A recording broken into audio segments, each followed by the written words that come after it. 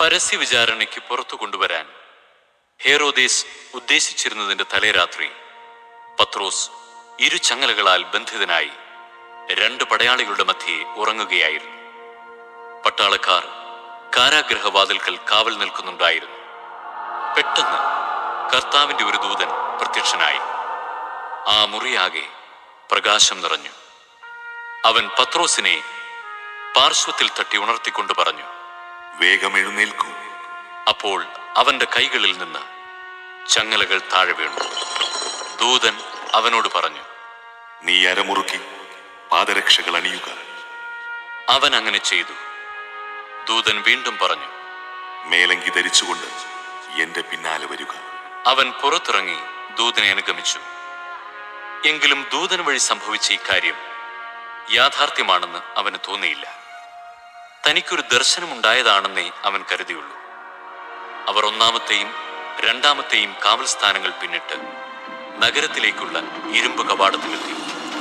അത് അവർക്കായി സ്വയം തുറന്നു.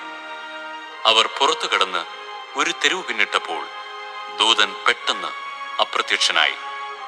അപ്പോഴാണ് പത്രോസിന് പൂർണ്ണബോധം വന്നത്.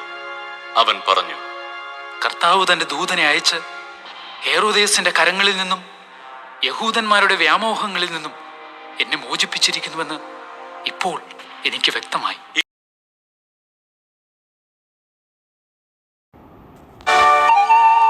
ഈ ചെറിയവരിൽ ആരെയും നിന്ദിക്കാതിരിക്കാൻ സൂക്ഷിച്ചുകൊള്ളുക.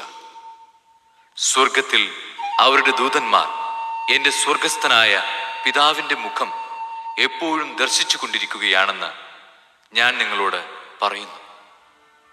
നിങ്ങൾക്ക് എന്തു തോന്നുന്നു?